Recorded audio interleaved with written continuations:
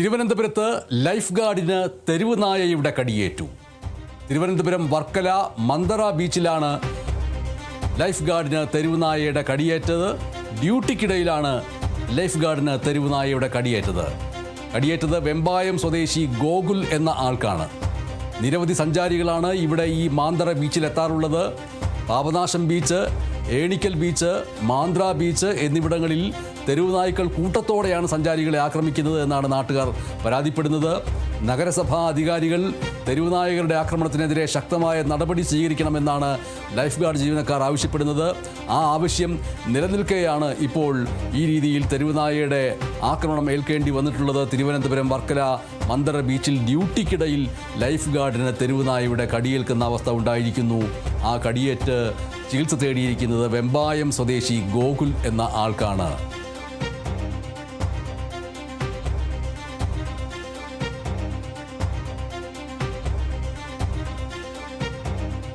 ഇവിടെ ഇതൊരു പൊതു ശല്യമായിരിക്കുകയാണ്.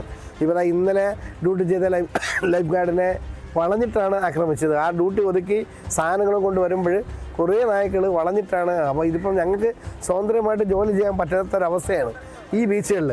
കാര്യം ഇത് ഭക്ഷണം കൊടുക്കുന്നത് വിദേശികൾ കൊണ്ട് കൊടുക്കുന്നു അല്ല കിടക്കുന്നത്. ഇതെല്ലാം കൂട്ടായ്മയായിട്ടാണ് ഇവിടെ കിടക്കുന്നത് ഓരോ ബീച്ചിലും. ഇപ്പം മെയിനായിട്ട് ഞങ്ങൾ ഉപദ്രവിച്ചുകൊണ്ടിരിക്കുന്നത് ഏണിക്കര എന്ന് പറഞ്ഞ ബീച്ചിലും ഈ മാന്ദ്ര ബീച്ചിലൊക്കെ എന്ന് പറഞ്ഞാൽ ഈ ഒറ്റപ്പെട്ട ചെറിയ ബീച്ചുകളാണ്.